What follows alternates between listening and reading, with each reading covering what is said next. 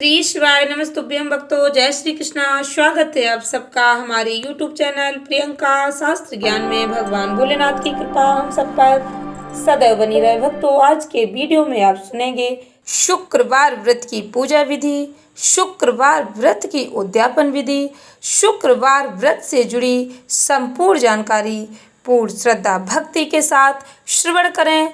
माता संतोषी की शुक्रवार व्रत कथा। प्रेम से बोलें माता संतोषी की जय। एक बुढ़िया थी, उसके 7 बेटे थे। 6 कमाने वाले थे जबकि एक निकम्मा था। बुढ़िया 6 बेटों की रसोई बनाती, भोजन कराती, उनसे जो कुछ जूठन बचती वह 7वें को दे देती। एक दिन वह पत्नी से बोला, देखो मेरी माँ का मुझ पर कितना प्रेम है। वह बोली, क्यों नहीं, सबका जूठा जो तुमको खिलाती है। वह बोला, ऐसा नहीं हो सकता, मैं जब तक आंखों से न देख लूं मान नहीं सकता। बहू हंसकर बोली, देख लोगे तब तो मानोगे। कुछ दिन बाद त्योहार आया। घर में 7 प्रकार के भोजन और चूरमे के लड्डू बने। वह जांचने को सिर दुखने का बहाना कर पतला वस्त्र सिर पर ओढ़े रसोई घर में सो गया। वह कपड़े में से सब देखता रहा। 6 भाई भोजन करने आए। उसने देखा माँ ने उनके लिए सुंदर आसन बिछा नाना प्रकार की रसोई परोसी और आग्रह करके उन्हें जिमाया। वह देखता रहा। 6 भोजन करके उठे तब माँ ने उनकी जूठी थालियों में से लड्डुओं के टुकड़े उठाकर एक लड्डू बनाया। जूठन साफ कर बुढ़िया माँ ने उसे पुकारा, बेटा 6 भाई भोजन कर गए, अब तू ही बाकी है, उठ, तू कब खाएगा। वह कहने लगा, माँ मुझे भोजन नहीं करना, मैं अब परदेश जा रहा हूँ। माँ ने कहा, कल जाता हो तो आज चला जा। वह बोला, हाँ आज ही जा रहा हूँ। यह कहकर वह घर से निकल गया। 7वें बेटे का परदेश जाना। भक्तों, ध्यान से श्रवण करें। चलते समय पत्नी की याद आ गई। वह गौशाला में कंडे थाप रही थी। वहां जाकर बोला, हम जावे परदेश, आवेंगे कुछ काल, तुम रहियो संतोष से, धर्म आपनो पाल। वह बोली, जाओ पिया आनंद से, हमारो सोच हटाए, राम भरोसे हम रहें, ईश्वर तुम्हें सहाय। 2 निशाने यापन, देख धरूं में धीर, सुध मत हमारी विचारियो, रखियो मन गंभीर। वह बोला, मेरे पास तो कुछ नहीं, यह अंगूठी है सो ले और अपनी मुझे कुछ निशानी दे। वह बोली, मेरे पास क्या है, यह गोबर भरा हाथ है। यह कहकर उसकी पीठ पर गोबर के हाथ की थाप मार दी। वह चल दिया। चलते चलते दूर देश पहुंचा। परदेश में नौकरी उसने कैसे की, ध्यान से सुने भक्तों। वहां एक साहूकार की दुकान थी। वहां जाकर कहने लगा, भाई मुझे नौकरी पर रख लो। साहूकार को जरूरत थी। वह बोला, रह जा। लड़के ने पूछा, तनख्वाह क्या दोगे। साहूकार ने कहा, काम देखकर दाम मिलेंगे। साहूकार की नौकरी मिली। वह सुबह 7 बजे से रात 10 बजे तक नौकरी करने लगा। कुछ दिनों में दुकान का सारा लेन देन, हिसाब किताब, ग्राहकों को माल बेचना, सारा काम करने लगा। साहूकार के 7-8 नौकर थे। वे सब चक्कर खाने लगे। यह तो बहुत होशियार बन गया। सेठ ने भी काम देखा और 3 महीने में ही उसे आधे मुनाफे का हिस्सेदार बना लिया। वह कुछ वर्ष में ही नामी सेठ बन गया और मालिक सारा कारोबार उस पर छोड़कर चला गया। पति की अनुपस्थिति में सास का बहू पर क्या अत्याचार हुआ, ध्यान से सुने भक्तों। इधर उसकी पत्नी को सास ससुर दुख देने लगे। सारी गृहस्थी का काम करा के उसे लकड़ी लेने जंगल भेजते। इस बीच घर के आटे से जो भूसी निकलती उसकी रोटी बनाकर रख दी जाती और फूटे नारियल की नारियली में पानी। एक दिन वह लकड़ी लेने जा रही थी। रास्ते में बहुत सी स्त्रियां संतोषी माता का व्रत करती दिखाई दी। संतोषी माता का व्रत देखकर वह वहां खड़ी होकर कथा सुनने लगी और पूछा, बहनों तुम किस देवता का व्रत करती हो और उसके करने से क्या फल मिलता है। यदि तुम इस व्रत का विधान मुझे समझाकर कहोगे तो मैं तुम्हारा बड़ा एहसान मानूंगी। तब उनमें से एक स्त्री बोली, सुनो, यह संतोषी माता का व्रत है। इसके करने से निर्धनता दरिद्रता का नाश होता है और जो कुछ मन में कामना हो सब संतोषी माता की कृपा से पूरी होती है। तब उसने उससे व्रत की विधि पूछी। संतोषी माता व्रत की विधि ध्यान से सुने भक्तों। वह भक्तिनी स्त्री बोली, 1.25 आने का गुड़ चना लेना, इच्छा हो तो 5.25 आने का लेना, यह 1.25 रुपए का भी सहूलियत के अनुसार लेना। आपके पास जितने पैसे हों उतने का सवाया लेना। बिना परेशानी और श्रद्धा प्रेम से जितना भी बन पड़े सवाया लेना। प्रत्येक शुक्रवार को निराहार रहकर कथा सुनना, इसके बीच क्रम टूटे नहीं, लगातार नियम पालन करना, सुनने वाला कोई न मिले तो घी का दीपक जलाकर उसके आगे या जल के पात्र को सामने रखकर कथा कहना, जब कार्य सिद्ध न हो नियम का पालन करना और कार्य सिद्ध हो जाने पर व्रत का उद्यापन अवश्य करना। 3 मास में माता फल पूरा करती हैं। यदि किसी के ग्रह खोटे भी हों तो भी माता वर्ष भर में कार्य सिद्ध करती हैं। फल सिद्ध होने पर उद्यापन करना, चाहे तो बीच में भी कर सकते हो। उद्यापन में 2.5 सेर आटे का खाजा, इसी के परिणाम से खीर चने का साग करना, 8 लड़कों को भोजन कराना, जहाँ तक मिले देवर जेठ भाई बंधु के हों, ना मिले तो रिश्तेदारों पास पड़ोसियों को बुलाना, उन्हें भोजन करा यथाशक्ति दक्षिणा दे। माता का नियम पूरा करना, उस दिन घर में खटाई न खाना। यह सुन बुढ़िया के लड़के की बहू चल दी। व्रत का प्रण करना और माँ संतोषी का बहू को दर्शन देना। भक्तों, पूर्ण श्रद्धा भक्ति के साथ सुने आगे की कहानी। रास्ते में लकड़ी के बोझ को बेच दिया और उन पैसों से गुड़ चना ले माता के व्रत की तैयारी कर आगे चली और सामने मंदिर देखकर पूछने लगी, यह मंदिर किसका है? सब कहने लगे, संतोषी माता का मंदिर है। यह सुनकर माता के मंदिर में जाकर चरणों में लौटने लगी, दीन हो विनती करने लगी, माँ मैं निपट अज्ञानी हूँ, व्रत के कुछ भी नियम नहीं जानती, मैं दुखी हूँ। हे माता जगत जननी मेरा दुख दूर कर, मैं तेरी शरण में हूँ। माता को दया आई। एक शुक्रवार बीता कि दूसरे को उसके पति का पत्र आया और तीसरे शुक्रवार को उसका भेजा हुआ पैसा आ पहुंचा।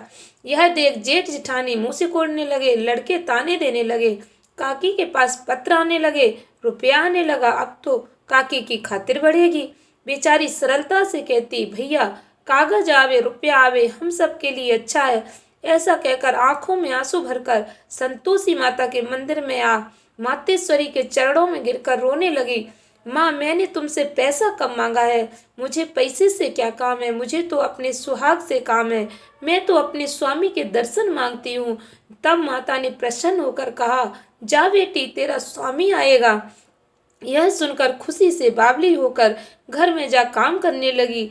अब संतोषी माँ विचार करने लगी, इस भोली पुत्री को मैंने कह तो दिया कि तेरा पति आएगा, लेकिन कैसे, वह तो इसे स्वप्न में भी याद नहीं करता। ध्यान से सुने भक्तों इस करुण कहानी को, उसे याद दिलाने को मुझे ही जाना पड़ेगा। इस तरह माताजी उस बुढ़िया के बेटे के पास जा स्वप्न में प्रकट हो कहने लगी, साहूकार के बेटे सो रहा है या जागता है? वह कहने लगा, माता सोता भी नहीं जागता भी नहीं हूँ, कहो क्या आ गया है?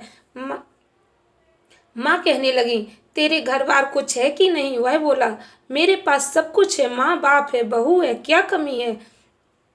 माँ बोली, भोले पुत्र तेरी बहू घोर कष्ट उठा रही है, तेरे माँ बाप उसे परेशानी दे रहे हैं, वह तेरे लिए तरस रही है, तू उसकी सुध ले। वह बोला, हाँ माता जी यह तो मालूम है, परंतु जाऊं तो कैसे? परदेश की बात है, लेन देन का कोई हिसाब नहीं, कोई जाने का रास्ता नहीं आता, कैसे चला जाऊं?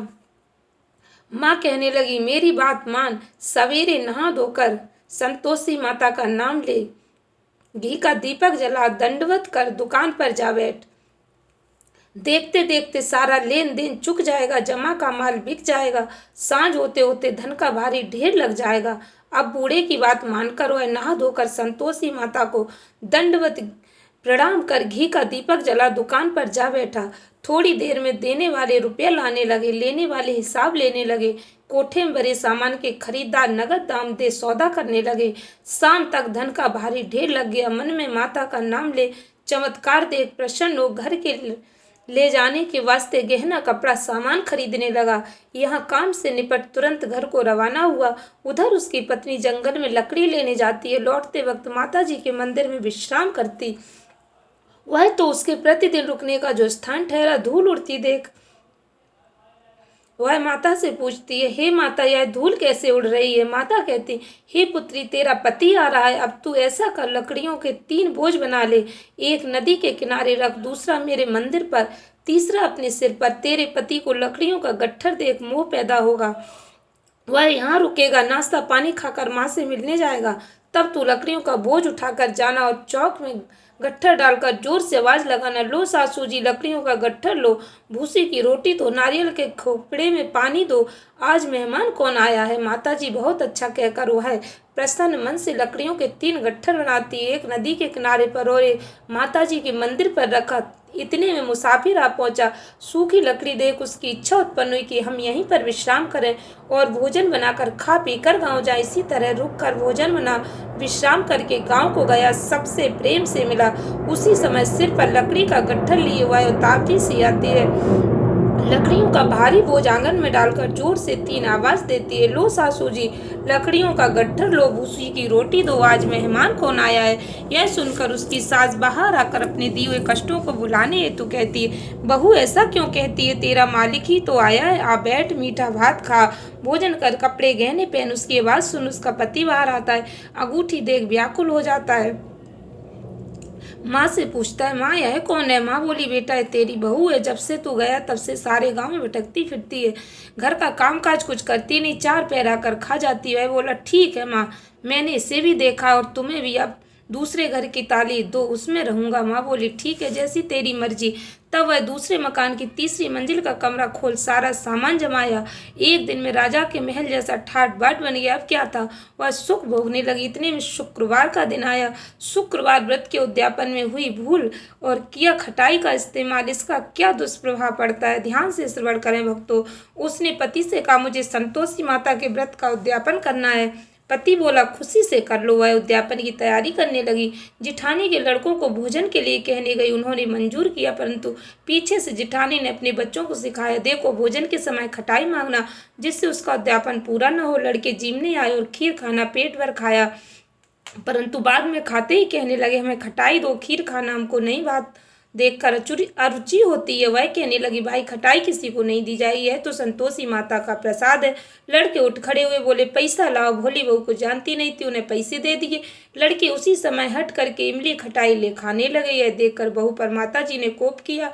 राजा के दूत उसके पति को पकड़कर ले गए। जेठ जिठानी मन माने वचन कहने लगे, लूट लूट कर धन इकट्ठा कर लाया, अब सब मालूम पड़ जाएगा, जब जेल की मार खाएगा। बहू से यह सहन नहीं हुए। माँ संतोषी से माफी मांगी। रोती हुई माता जी के मंदिर गई, कहने लगी, हे माता तुमने क्या किया। हंसाकर अब भक्तों को रुलाने लगी। माता बोली, बेटी तूने उद्यापन करके मेरा व्रत भंग किया है। वह कहने लगी, माता मैंने कुछ अपराध नहीं किया, मैंने तो भूल से लड़कों को पैसे दे दिए थे, मुझे क्षमा करो, मैं फिर तुम्हारा उद्यापन करूंगी। माँ बोली, अब भूल मत करना। वह कहती है, अब भूल नहीं होगी, अब बतलाओ वे कैसे आएंगे। माँ बोली, जा पुत्री, तेरा पति तुझे रास्ते में आता मिलेगा। वह निकली, राह में पति आता मिला। वह पूछने लगी, कहाँ गए थे। कहने लगा, इतना धन जो कमाया था उसका टैक्स राजा ने मांगा था, वह भरने गया था। प्रसन्न हो बोली, भला हुआ, अब घर को चलो।